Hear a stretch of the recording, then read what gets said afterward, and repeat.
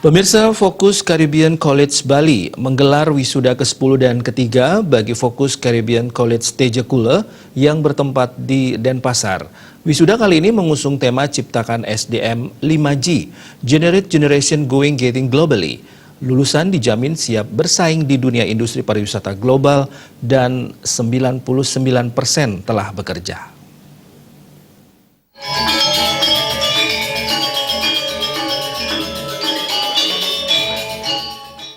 Direktur Fokus Caribbean College Iketut Marta Atmaja mengatakan, kali ini merupakan wisuda bersamaan bagi Fokus Caribbean College Bali ke-10 dan ke-3 bagi kampus cabang Tejakula.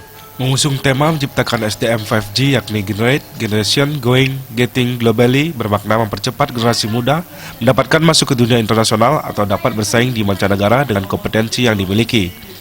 Fokus Caribbean College telah menyasar Bali Utara dengan membuka cabang di Kecamatan Tejakula Beleleng karena peduli untuk orang yang berpenghasilan menengah ke bawah.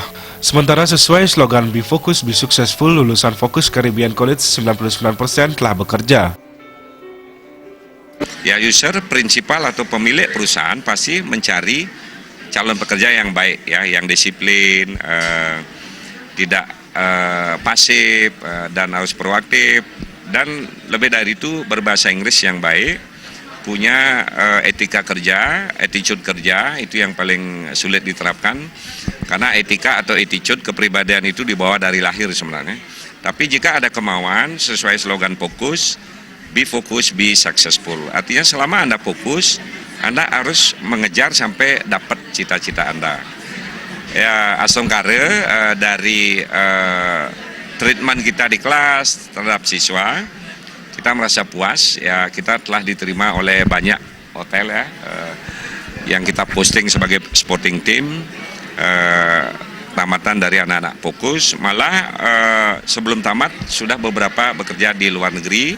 Wakil Direktur Anak Agung Nyoman Hadi Saputra menjelaskan, program studi di Fokus Caribbean College diantaranya tata boga, kulineri, tata geraha housekeeping, akomodasi perhotelan, dan bartending restoran.